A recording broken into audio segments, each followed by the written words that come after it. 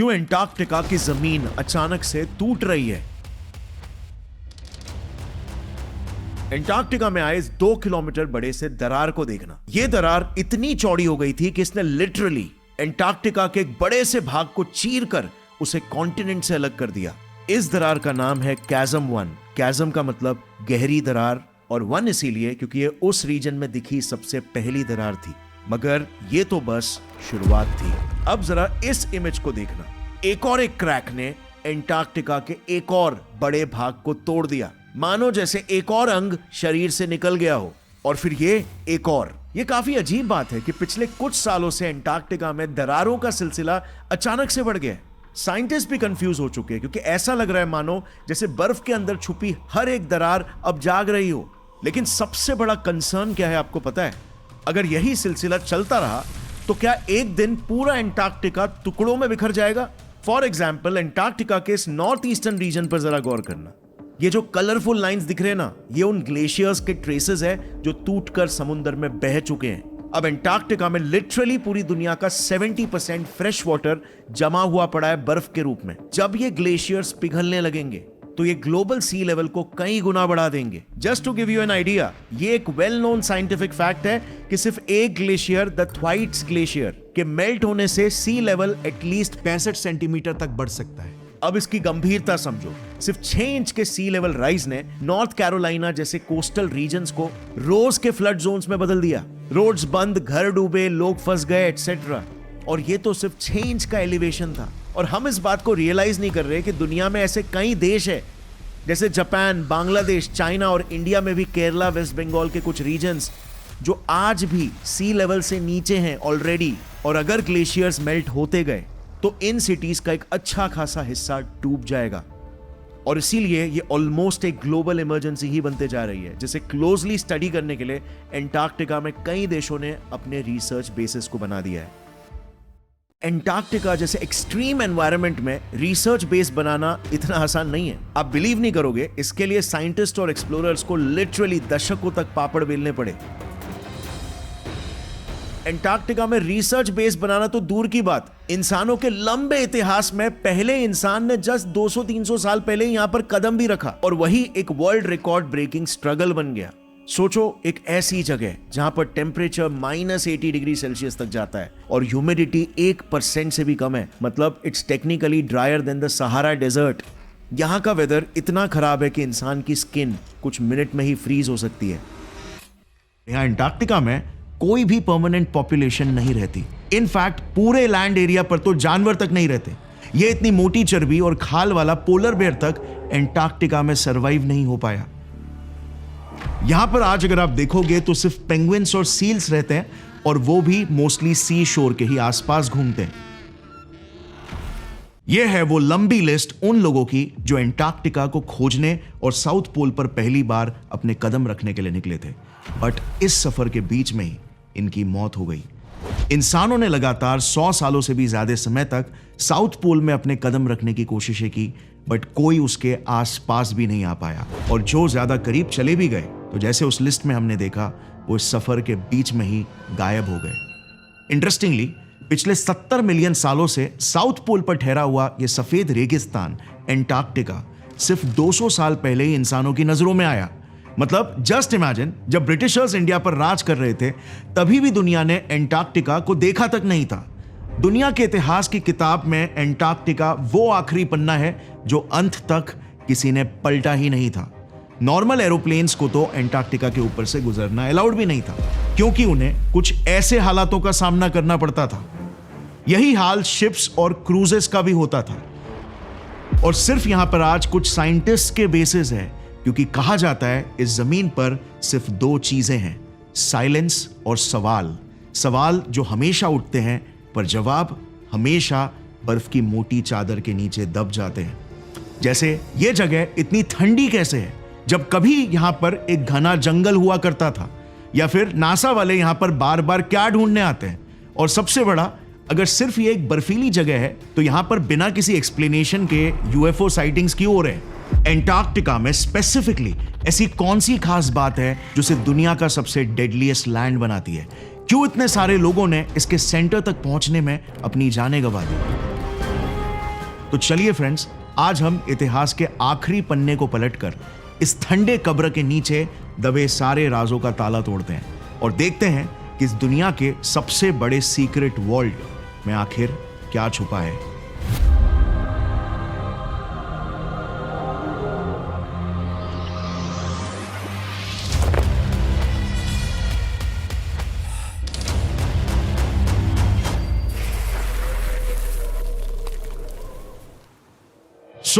आज से 2000 सालों पहले एरिस्टोटल और टॉलेमी जैसे फिलोसोफर्स ने पृथ्वी के एक्सट्रीम साउथ पर एक बड़े से जमीन के होने को पहले से ही इमेजिन कर लिया था, क्योंकि कोई तो एक बड़ा सा जमीन का टुकड़ा होना ही पड़ेगा ऊपर नॉर्थ में आइलैंड्स को बैलेंस करने के लिए।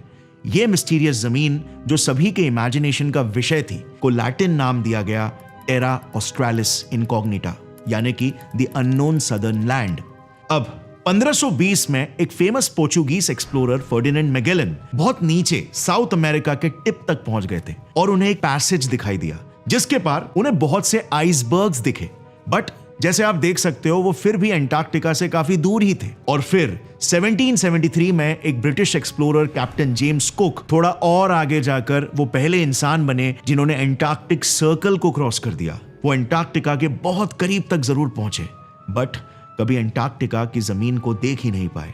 उन्हें दूर दूर तक बस सिर्फ बर्फ के बड़े बड़े पहाड़ ही दिखाई दे रहे थे और इसीलिए वो वहां से वापस आ गए।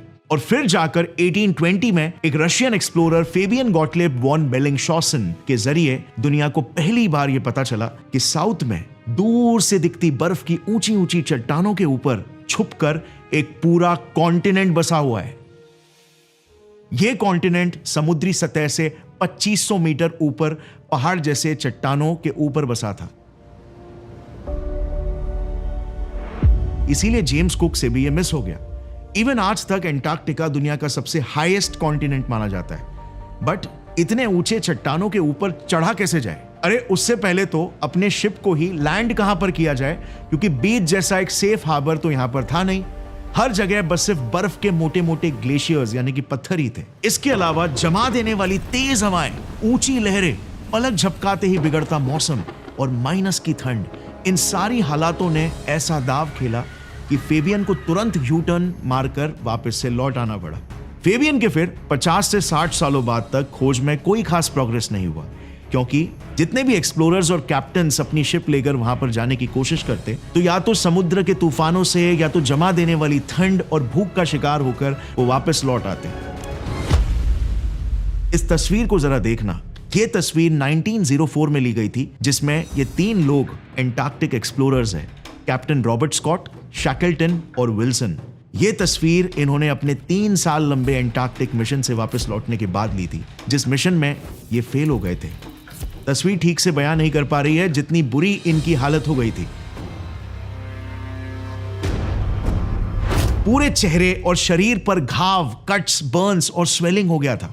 होठ हमेशा के लिए काले हो गए थे। जस्ट इमेजिन करो, दिल्ली की ठंड में हमारे होठ फटने लगते हैं, हमें फ्रॉस्ट बाइट्स होने लगता है। हम दिल्ली की सर्दियों को ड्राई और कोल्ड बोलते हैं, जबकि दिल्ली का तापमान तो सिर्फ 5 डिग्री सेल्सियस तक जाता है और ह्यूमिडिटी यहां पर फिर भी 30% रहती है। वहीं अंटार्कटिका में ठंड -90 डिग्री सेल्सियस तक जाता है। और पता है ये कितना ड्राई है? यहां पर ह्यूमिडिटी 0.03% तक डिप होती है और एवरेज 1% से भी कम रहती है। साउथ पोल ऐसी कड़ी परीक्षा लेता था इन सेलर्स की जिसके लिए कोई तैयार ही नहीं रहता। इनफैक्ट स्कॉट के केस में तो हालत इतने डेस्परेट हो गए थे कि जिंदा रहने के लिए शिप पर क्रू मेंबर्स को अपने ही स्लेज डॉग्स को खाना पड़ गया था।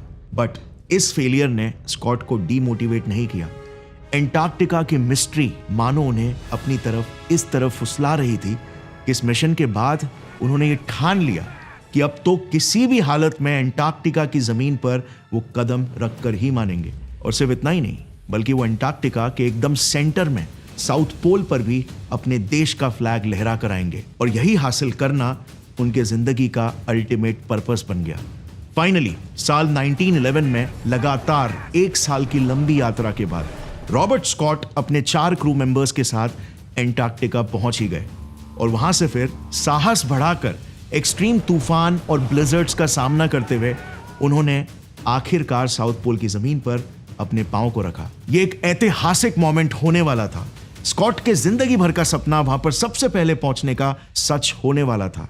बट जैसे ही वो वहां पर पहुंचे, अनफॉर्चुनेटली उन्होंने देखा कि ऑलरेडी एक नॉर्वेगियन फ्लैग वहां पर गड़ा हुआ था। नॉर्वे के एक experience polar explorer rolled Amundsen और उनकी टीम ने बेहतर प्लानिंग और प्रिपरेशन से बस 1 महीने पहले ही साउथ पोल तक का पूरा सफर तय कर लिया था। रोल्ड एमंडसन ने रॉबर्ट स्कॉट को हरा दिया था और वो पहले इंसान बने जिन्होंने साउथ पोल को टच किया। और उसके बाद जो घटना घटी, उसने वापस से एंटार्क्टिका के असली रंग दुनिया के सामने ला दिए। निराशा में थके और हारे रॉबर्ट स्कॉट और उनकी टीम जब अपने जहाज से वापस आ रहे थे, तो बर्फ के एक बड़े से तूफान में फंसकर उनकी पूरी टीम ने एक एक करके वहीं पर अपने दम तोड़ दिए। और मैंने आपको शुरुआत में जो लिस्ट दिखाई थी, उस लिस्ट में भी रॉबर्ट स्कॉट के इस मिशन टेरा नोवा एक्सपीडिशन का जिक्र है, जिसमें वो सारे एक्सप्लोरर्स बर्फ में हमेशा हमेशा के लिए दफन हो गए। पूरी दुनिया ये समझ चुकी थी कि जितना मुश्किल एंटार्क्टिका पर लैंड करना है, उससे भी कहीं ज्यादा चैलेंजिंग है वहां पर बस कुछ ही दिनों के लिए सरवाइव करना। बीबीसी ने अपने 2020 में पब्लिश्ड इस आर्टिकल में एंटार्क्टिका को एक फ्रोजन ग्रेवयार्ड बुलाया, क्योंकि रॉबर्ट स्कॉट की बॉडी तो उन कई अनफिनिश्ड और फेल्ड एक्सपेडिशंस वाले सेलर्स की बॉडीज के ढेर में बस एक ही बॉडी है। आज भी कई बॉडीज एंटार्क्टिका के क्रिवेसेस और ग्लेशियर्स में धंस चुकी है, जो कभी लोगों को मिली तक नहीं, और ज्यादा लोग उन्हें ढूंढने भी नहीं गए। अब अगर आप इन केसेस पर थोड़ा सा गौर करोगे ना, तो आपको इन डेथ्स में कुछ पैटर्न्स रिपीट होते हुए दिखाई देंगे, जैसे एक्सप्लोरर्स का तूफान या ब्लिजर्ड्स में भटक जाना, स्टारवेशन यानी भूख से मर जाना, जहाज का टूट जाना, बर्फ में धंस जाना। ये सारी घटनाएं बार बार रिपीट हो रही है। अब ऐसा क्यों हो रहा है, ये जानने के लिए ना हमें एंटार्क्टिका की यूनिक ज्योग्राफी और कायदे कानूनों को समझना होगा, जो इसे नॉर्थ पोल से भी अलग बनाती है। देखो, सबसे पहले तो ना साउथ पोल पर बर्फ बहुत ज्यादा है एज कंपेयर टू नॉर्थ पोल।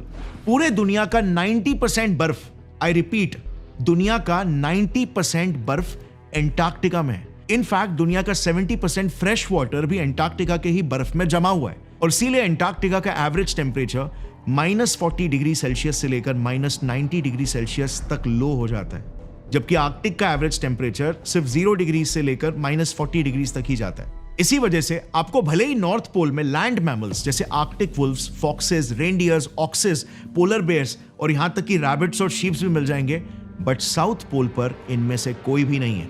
दूसरी यूनिक बात यह है कि जो हमने बार बार बर्फीले तूफानों के बारे में सुना है ना, यहां पर ऐसे तूफान देखने को मिलते हैं जैसे दुनिया में और कहीं नहीं दिखते। इसे देखना, ये एक नॉर्मल सा हरिकेन यानी कि तूफान है। ऐसे तूफान जो भारी तबाही लाते हैं, इनमें विंड स्पीड्स बस सिर्फ 100 से 150 किलोमीटर पर आ रही होती है। एंटार्क्टिका में ऑन दी अदर हैंड तो बड़े आराम से 200 से 300 किलोमीटर पर आवर की रफ्तार से हवाएं चलती है। सो आखिर एंटार्क्टिका में इतने तेज विंड्स क्यों चलते हैं? वेल, इसके पीछे ना एक इंटरेस्टिंग रीजन है। देखो, पृथ्वी में आप कहीं पर भी चले जाओ, आपको आसमान जमीन से ठंडा ही मिलेगा। जैसे अगर मुंबई शहर में जमीन का टेम्परेचर 28 डिग्री सेल्सियस है, तो वहीं पर आसमान में -40 डिग्री सेल्सियस तक होगा। इससे होता यह है कि नीचे की गर्म हवा ऊपर के एटमॉस्फेयर लेयर्स तक अगेंस्ट ग्रेविटी राइज होती है, जिससे स्लो विंड्स क्रिएट होते हैं। नॉर्मली पृथ्वी में हर जगह ऐसा ही होता है, बट एंटार्क्टिका इकलौता ऐसा अजूबा है जहां पर जमीन ही आसमान से ज्यादा ठंडा है। और क्योंकि इन हवाओं को ग्रेविटी भी नीचे पुश करती है, तो इस वजह से विंड्स नीचे की तरफ भयंकर एक्सेलरेट होते हैं और पूरे एंटार्क्टिका प्लेट्यू में फैलने लगते हैं तूफानी प्रेशर के साथ। और यही रीजन है कि एंटार्क्टिका में ऐसे स्नो ब्लिजर्ड्स बहुत फ्रीक्वेंटली देखने को मिलते हैं और रिसर्चर्स और वर्कर्स को लिटरली रोप लाइन पकड़ के चलना पड़ता है। और तो और क्योंकि ठंडी हवा मॉइस्चर यानी कि ह्यूमिडिटी रिटेन नहीं करती, इसीलिए पूरा कॉन्टिनेंट एक्सट्रीमली ड्राई है, ऑलमोस्ट क्लोज टू 0% ह्यूमिडिटी। इसी वजह से एंटार्क्टिका ह्यूमन बॉडीज में से एक झटके में सारा मॉइस्चर चूस लेता है और डिहाइड्रेशन के चलते कुछ ही सेकेंड्स में ही एक्सपोज स्किन फ्रॉस्ट बाइट्स पकड़ लेती है। प्रिकॉशंस नहीं लिया जाए तो अफेक्टेड हिस्सा मिनटों में ही काला पड़ जाएगा और बेजान हो जाएगा, कुछ इस तरह। एक और एक चीज, इस क्लिप को जरा देखना। इसमें आपको दूर दूर तक क्या दिखाई दे रहा है? कुछ भी नहीं, राइट? आसमान भी सफेद, कोहरा भी सफेद और जमीन भी सफेद। इसे वाइट आउट कहते हैं। और ऐसे हालातों में एक ट्रैवलर अपना सारा सेंस ऑफ डायरेक्शन ही खो देता है, राउंड एंड राउंड सिर्फ एक ही जगह पर घूमता चला जाता है। और अगर आपको पता नहीं आप कहां पर जा रहे हो तो आप सीधे बर्फीले कब्र में ही गिर जाओगे, क्योंकि इसे देखना, इसे कहते हैं क्रिवेस। दिखने में ये भले ही एक चपटी सी दरार लग रही होगी, बट इनकी गहराई होती है ऑन एन एवरेज 65 से 100 फीट। यानी गलती से भी अगर पांव यहां पर रख दिया तो सीधे 100 फीट नीचे अंदर बर्फ की कब्र में। और सबसे कंसर्निंग बात तो यह है कि अंटार्कटिका में ऐसे क्रिवेसेस भरे पड़े हैं, और कईयों को तो आप अपने कदम रखने से पहले देखकर पहचान भी नहीं पाओगे, क्योंकि वो ऊपर से बर्फ के लेयर से ढके होते हैं। यही क्रिवेसेस भी एक बहुत ही बड़ी वजह है कि बहुत से एक्सप्लोरर्स जो अंटार्कटिका से वापस नहीं लौटे, उन्हें हम कभी भी ढूंढ ही नहीं पाए। वो जैसे मानो गायब ही हो गए।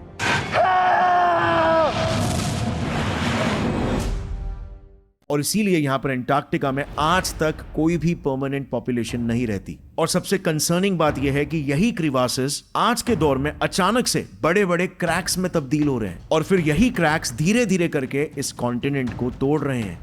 एक ऐसा ही खौफनाक एक्सपीरियंस तो लिटरली साइंटिस्ट के आंखों के सामने हुआ। 31 अक्टूबर 2016 को ईस्ट अंटार्कटिका के ब्रंट आइस शेल्फ में जमीन अचानक से फटने लगी, और उसी दौरान दूसरी तरफ से कैज़म 1 क्रैक भी अपने फैलाव को बढ़ाने लगा, सीधा एक रिसर्च बेस की तरफ। ये बेस और कोई नहीं बल्कि दुनिया का मोस्ट एडवांस्ड और अंटार्कटिका का इकलौता बेस जो चल सकता था, ब्रिटिश अंटार्कटिक सर्वे का हैली 6 बेस। ये बेस अंटार्कटिका की कांपती ठंड में क्रैक्स की गुत्थी को सुलझाने के लिए बनाया गया था। और उस वक्त वहां पर मौजूद थे कई जीनियस साइंटिस्ट जिन्होंने सैटेलाइट इमेजेस में कुछ अजीब नोटिस किया, और मानो लिटरली उनके पांव तले जमीन खिसक रही थी।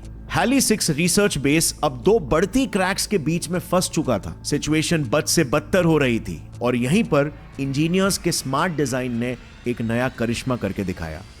इन्होंने रिसर्च बेस के मॉड्यूल्स को स्पेशलाइज्ड ट्रैक्टर्स की मदद से सिर्फ 13 हफ्तों में 23 किलोमीटर अंदर तक टो करके ये लेकर गए, बिल्कुल एक लीगो टॉय की तरह। और फिर अंत में फाइनली उनकी मेहनत रंग लाई, क्योंकि 2023 में दोनों क्रैक्स ने मिलकर एक मैसिव आइसबर्ग को जन्म दे दिया, A81। ये इंसिडेंट साइंटिस्ट के लिए एक वेकअप कॉल था, क्योंकि ये इनके आंखों के सामने हुआ, और वहां पर ऐसे कई रीजन्स में आज भी दरार पड़ रहे हैं जो बहुत ही पहले स्टेबल हुआ करते थे। और इसीलिए इस इंसिडेंट के बाद साइंटिस्ट ने उन स्टेबल क्रैक्स के बारे में भी और गहराई से रिसर्च करना शुरू कर दिया।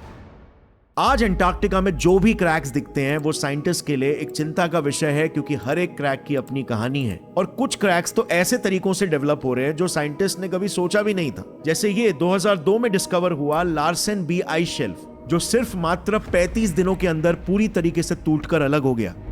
और कुछ जगह जैसे पाइन आइलैंड के ग्लेशियर में तो क्रैक्स की स्पीड इतनी ज्यादा थी कि वो हाईवे पर चलती कार के बराबर थी। 130 किलोमीटर पर आवर की स्पीड से ये क्रैक डेवलप हुए। एक जगह तो सिर्फ कुछ ही घंटों में 10.5 किलोमीटर का एरिया फट गया।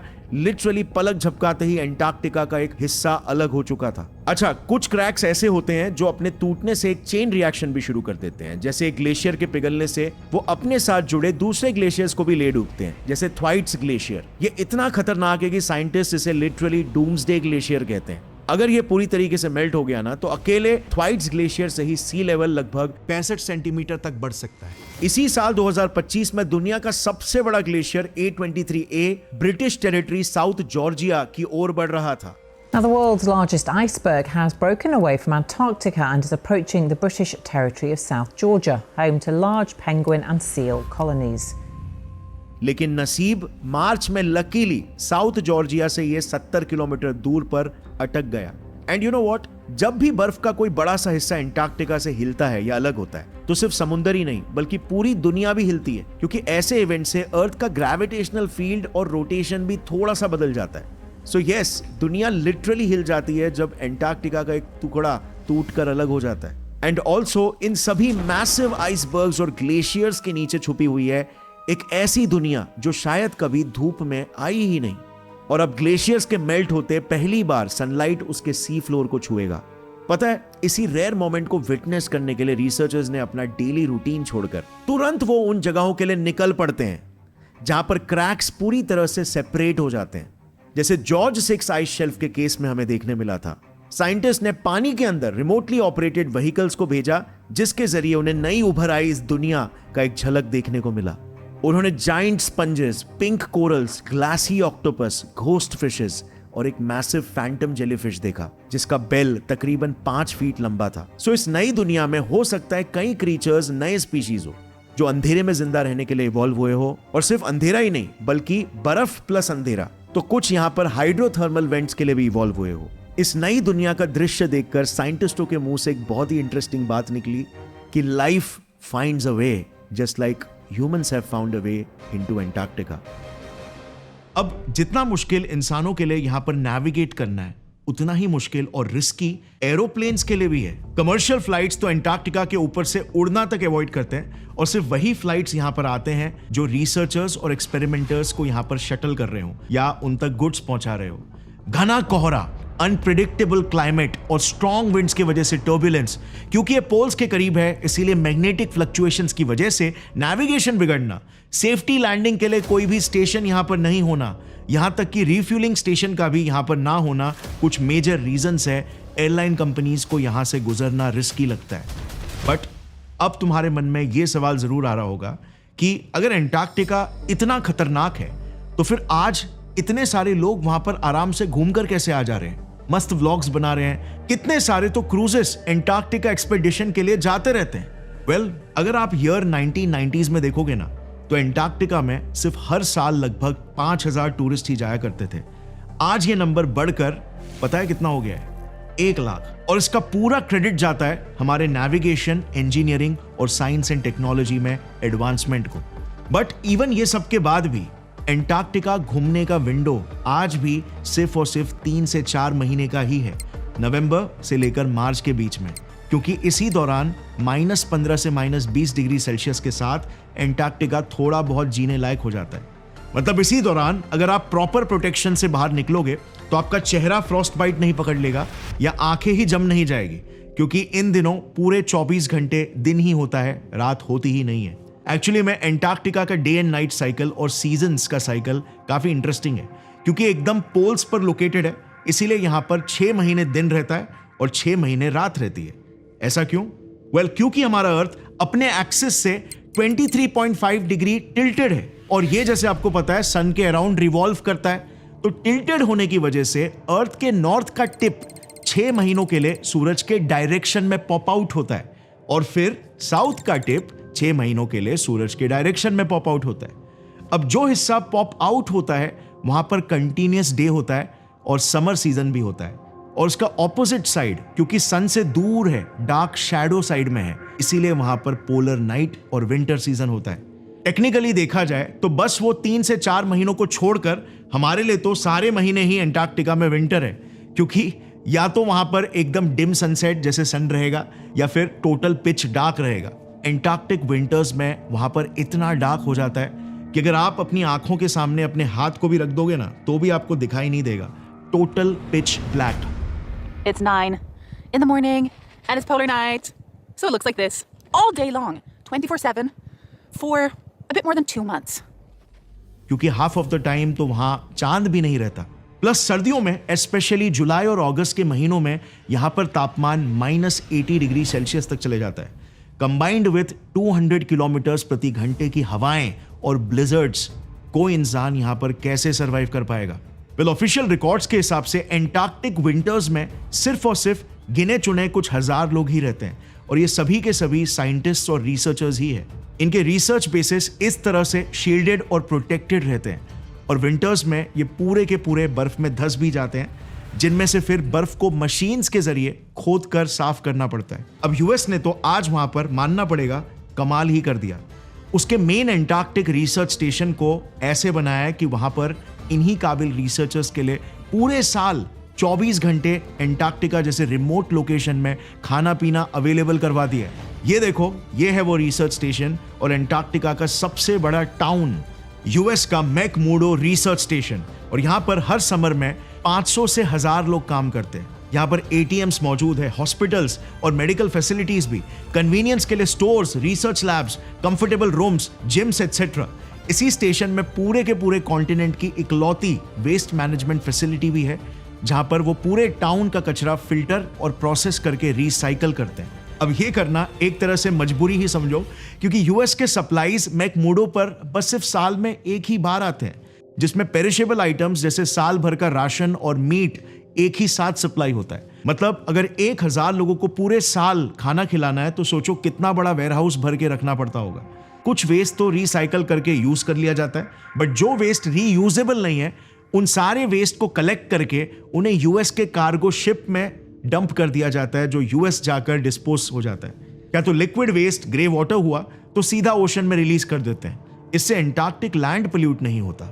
अब ये सब तो चलो बेसिक फैसिलिटी है, लेकिन आज के जमाने में एक और एक चीज है जो बहुत ही बेसिक हो गई है, इंटरनेट। एंटार्क्टिका के आइसोलेटेड व्हाइट लैंड में क्या यहां पर इंटरनेट अवेलेबल होता होगा क्या? वेल, यहां पर तो अर्थ के कमर्शियल जियो सैटेलाइट्स भी नहीं घूमते। सो हम जैसे इंटरनेट को यूज करते हैं वैसे ही अवेलेबिलिटी यहां पर होती है क्या? वेल, नहीं होती है। दिन में बस 4 से 5 घंटे का ही विंडो मिलता है जब इरिडियम सैटेलाइट्स एंटार्क्टिका के पास से गुजरते हैं। ये सैटेलाइट्स बेसिकली सैटेलाइट कॉलिंग और ईमेल्स की सर्विस प्रोवाइड करते हैं, और वो भी लिमिटेड स्पीड पर। So it's not the best speed. We're not talking about streaming Netflix or downloading videos, but it does give a pretty stable internet connection. इसीलिए यहाँ पर एक सिंगल ईमेल भेजने का कॉस्ट $3 आता है। तो आज यहाँ पर हम जैसे आसानी से व्हाट्सएप और इंस्टाग्राम पर चैटिंग करते हैं, वो उनके लिए वहां पर डेफिनेटली पॉसिबल नहीं है। They are totally cut off. Internet majorly सिर्फ साइंटिस्ट के लिए अवेलेबल करवाया जाता है ताकि वो डेली अपना रिसर्च डेटा सेफली अपलोड कर सके। अब पता है, इतने बड़े टाउन की एक्टिविटीज और इंफ्रास्ट्रक्चर को सपोर्ट करने के लिए पावर यानी कि बिजली कहां से आती रहेगी? वेल, यूएस ने कोल्ड वॉर के समय में 1962 में एक न्यूक्लियर पावर प्लांट ही यहां पे डाल दिया था, मैकमोडो स्टेशन की एनर्जी नीड्स को पूरी करने के लिए। बट यहाँ के कोल्ड विंड्स और वेदर की वजह से उसका स्ट्रक्चर डैमेज होने लग गया और न्यूक्लियर लीक्स होने लग गए, और फाइनली हार मानकर 10 साल के ऑपरेशन के बाद उसे शट डाउन कर दिया गया न्यूक्लियर कंटामिनेशन के डर से। सो अभी एंटार्क्टिका पर सारी एनर्जी नीड्स सिर्फ और सिर्फ डीजल सप्लाई से ही पूरी होती है।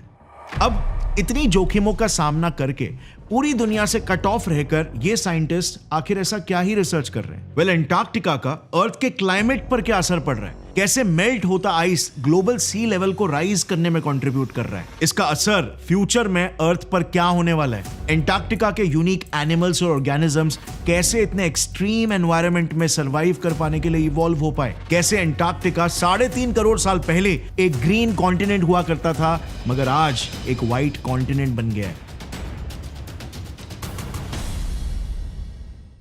और फाइनली सबसे इंपॉर्टेंट और सरप्राइजिंग, एंटार्क्टिका से हम काले अंधेरे यूनिवर्स के असली नेचर के बारे में जानने की कोशिश कर रहे हैं। 2019 में दुनिया ने जो पहली बार ब्लैक होल का पिक्चर देखा था ना, ये एंटार्क्टिका में बसे साउथ पोल टेलीस्कोप के बिना पॉसिबल ही नहीं हो पाता। कई साइंटिस्ट ये कहते हैं कि एंटार्क्टिका एस्ट्रोनॉमिकल रिसर्च के लिए पूरे अर्थ में सबसे बेस्ट स्पॉट है, क्योंकि जैसे हमने डिस्कस किया था कि एंटार्क्टिका इस प्लैनेट का सबसे ड्राइएस्ट एरिया है। अब वाटर मॉलिक्यूल्स एक्चुअली में स्पेस से आने वाली वेव्स और उनके सिग्नल्स को डिस्टर्ब करते हैं, जिससे ऑब्जर्वेशन में नॉइस क्रिएट होता है। पर एंटार्क्टिका में ये डिस्टर्बेंसेस क्रिएट ही नहीं होते और एकदम क्लियर व्यू मिलता है। और इसीलिए सभी साइंटिस्ट बड़े सवाल जैसे डार्क मैटर और डार्क एनर्जी क्या है, यूनिवर्स कैसे एक छोटे से पॉइंट से निकलकर इतने विशाल स्ट्रक्चर में कैसे बदल गया, दूर स्थित बड़े बड़े सितारे यूनिवर्स के क्या क्या राज छुपा कर बैठे हैं, इनके ऊपर यहां पर बैठ के रिसर्च किया जा रहा है। अब एंटार्क्टिका के रिसर्च बेसिस में ऑन प्रायोरिटी करंटली क्या क्या रिसर्चेस हो रहे हैं, इन्हें आप स्क्रीन पर देख सकते हो। इन ऑफिशियल वेबसाइट्स के लिंक्स और हमारे पूरे डिटेल रिसर्च के भी लिंक्स मैं आपको नीचे डिस्क्रिप्शन में साइट कर दूंगा। अगर आप इंडिपेंडेंटली रिसर्च करना चाहोगे तो आप उन लिंक्स पे जाके कर सकते हो। अच्छा, अब हाल ही में एक रीसेंट 2024 के ही न्यूज में पाया गया था कि एंटार्क्टिका के एक बड़े से लैंडमास के नीचे 500 बिलियन बैरल्स जितना ऑयल छुपा हुआ है, जो कि मिडिल ईस्ट के बाद दुनिया का सबसे बड़ा ऑयल रिजर्व है। तो कहीं अनऑफिशियली सभी देशों के साइंटिस्ट इसी के पीछे तो नहीं लगे हैं? क्या सारे पावरफुल कंट्रीज इंटरनेशनल पॉलिटिक्स के जरिए एंटार्क्टिका के इन रिसोर्सेज को क्लेम करना चाहते हैं और इन टेरिटरीज पर अपना कब्जा जमाने के पीछे तो नहीं है? वेल हाँ, यहाँ पर तेल तो भरपूर है एंटार्क्टिका की ऑलमोस्ट 5 किलोमीटर मोटी बर्फ के नीचे, बट ये सब कुछ मैटर नहीं करता, क्योंकि 1959 की द एंटार्क्टिक ट्रीटी और एनवायरमेंटल प्रोटेक्शन ट्रीटी 1991 लागू होने के बाद इसके तहत सभी नेशंस को स्ट्रिक्ट लॉज और प्रोटोकॉल्स को फॉलो करना पड़ता है। वेल, इसी ट्रीटी के चलते एंटार्क्टिका की जमीन पर कोई भी देश किसी भी तरह की ड्रिलिंग, माइनिंग या कमर्शियल एक्टिविटी को कंडक्ट नहीं कर सकता। सो कोई भी देश उन ऑयल रिजर्व्स को छेड़ने की सोच भी नहीं सकता। इसके पीछे रीजन सिंपल है, क्योंकि 90% आइस जिस कॉन्टिनेंट में है, सारे देश अगर लालची होकर वहां पर माइन करने लग जाए तो आइस पिघलना शुरू कर देगा और ओशन लेवल्स बढ़ जाएंगे, जिसका अंजाम फिर पूरी दुनिया को भुगतना पड़ेगा। इस इंटरनेशनल एंटार्क्टिक ट्रीटी के कुछ मेजर पॉइंट्स को आप स्क्रीन पर देख सकते हो। एंटार्क्टिका पर सिर्फ और सिर्फ साइंटिफिक रिसर्च रिलेटेड एक्टिविटीज करना ही अलाउड है और उन रिसर्च की फाइंडिंग्स को भी पब्लिकली जाहिर किया जाएगा। किसी भी देश की मिलिट्री यहां पर कदम भी नहीं रख सकती और एंटार्क्टिका एक फ्री कॉन्टिनेंट रहेगा जिस पर कोई भी देश अपनी टेरिटरी क्लेम नहीं कर सकता। और इसी के तहत हम एंटार्क्टिका की बायोडाइवर्सिटी को डिस्टर्ब करना या डिस्ट्रॉय करने वाली कोई भी एक्टिविटी परफॉर्म नहीं करेंगे, बिकॉज एंटार्क्टिका एक एक्सट्रीमली क्लोज्ड और आइसोलेटेड इकोसिस्टम है। इवन टूरिस्ट के लिए यहां पर स्ट्रिक्ट रूल्स है जिसे कंप्लाई करना जरूरी है। The International Association of Antarctic Tour Operators ने don't pack a pest policy निकाली थी, जिसका मतलब यह है कि हमें किसी भी तरह के बैक्टीरिया या माइक्रो ऑर्गेनिज्म तक को भी एंटार्क्टिका पर ले जाना अलाउड नहीं है। मतलब आपके कपड़े, जूते, लगेज सब कुछ को स्टेरिलाइज करना होगा एंटार्क्टिका की जमीन पर कदम रखने से पहले, और एंटार्क्टिका की जमीन से अपने शिप में कदम रखने से पहले वहां पर अपने घुटनों पर तक बैठना अलाउड नहीं है। सो अगर वहां पर आपको बर्फ में लेटकर मस्त स्नो फेरी बनाना है, अगर ये आपके बकेट लिस्ट में है तो ये चीज भूल जाओ। वहां पर आप यूरिन को भी जमीन पर डंप नहीं कर सकते। इनफैक्ट सभी लोग अपनी पी को बॉटल्स में या यूरिन बैग्स में भरकर वापस शिप पर लेकर आते हैं। टूर ऑपरेटर्स भी सिर्फ टूरिस्ट को शोर्स और कुछ नजदीकी टूरिस्ट अट्रैक्शंस ही दिखाकर वापस शिप्स में ले आते हैं। एंटार्क्टिका के इंटीरियर रीजन्स में कोई नहीं लेकर जाता, वहां पर घुसने का सोचना भी मत। और साउथ पोल तक जा पाना तो किसी कॉमन इंसान के लिए ऑलमोस्ट इम्पॉसिबल ही है। वहां पर इतने रेस्ट्रिक्शंस इसीलिए है क्योंकि एंटार्क्टिका का इकोसिस्टम एक बहुत ही फ्रैजाइल और सेंसिटिव इकोसिस्टम है। इस छोटे से इकोसिस्टम में अगर गलती से भी कोई फॉरेन पैथोजेंस या माइक्रो ऑर्गेनिजम्स आ गए तो ये यहाँ के लोकल एनिमल्स और लिविंग स्पीशीज को अफेक्ट कर सकते हैं, उनमें अनइनवाइटेड म्यूटेशंस कॉज कर सकते हैं। 2024 के ही बीबीसी के एक इंटरव्यू में एंटार्क्टिक इकोलॉजिस्ट डैना बर्गस्ट्रॉम ने यह बताया कि एंटार्क्टिका के साउथ शेटलैंड आइलैंड्स पर ऑलरेडी कुछ फॉरेन वायरसेस के स्पीशीज पहुंच भी चुके हैं और एक खास तरह का एवियन फ्लू भी सब एंटार्क्टिक आइलैंड्स पर फैलने लग गया है, जिससे सील्स और बर्ड्स बीमार गिर रहे हैं। A deadly bird flu has spread to the region. Several hundred penguins have been killed, and samples of 2 penguins confirmed the spread of the avian influenza virus. क्योंकि एंटार्क्टिका में सभी इकोसिस्टम्स इंटरकनेक्टेड है, एक छोटी सी भी गलती वहां पर एक बटरफ्लाई या डोमिनो इफेक्ट क्रिएट कर सकती है, जिससे अंत में वाटर लेवल्स बढ़ जाएंगे और आधी दुनिया डूब सकती है। इसीलिए इसे टिकिंग टाइम बॉम्ब कहा जाता है और scientist want to be extra cautious.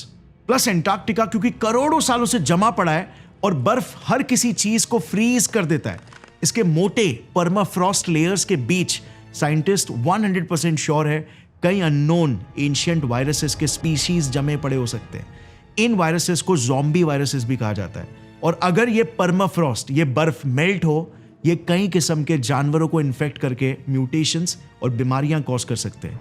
हालांकि अब तक जो भी वायरसेस हमें मिले हैं, जैसे 2014 में मिला ये पिथो वायरस साइबेरिकम, एक 30,000 साल प्राचीन वायरस है जो हमें साइबेरिया में मिला था, और जस्ट हाल ही में 2023 में हमें मिला पैंडोरा वायरस येडोमा, एक 48,500 ईयर्स पुराना वायरस।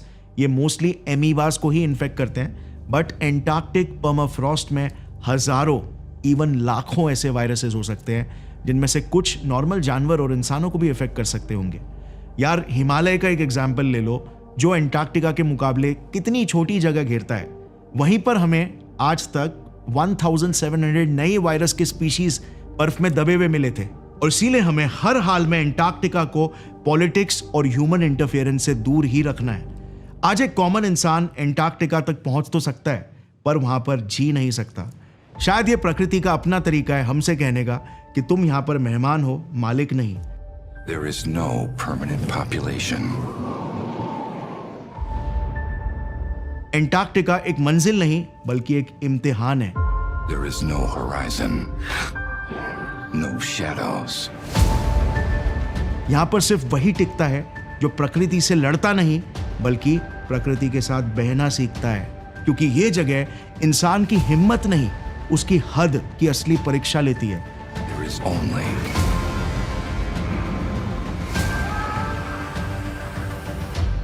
एंटार्क्टिका तक पहुंचने से कहीं ज्यादा मुश्किल है एंटार्क्टिका को जीत कर दिखाना, क्योंकि ये कोई जमीन नहीं, ये एक जुनून है जो सिर्फ उन्हीं लोगों को स्वीकारता है जो यहां पर रहने के लिए खुद को भी भूलने के लिए तैयार है। गौरव ठाकुर साइनिंग ऑफ। जय हिंद।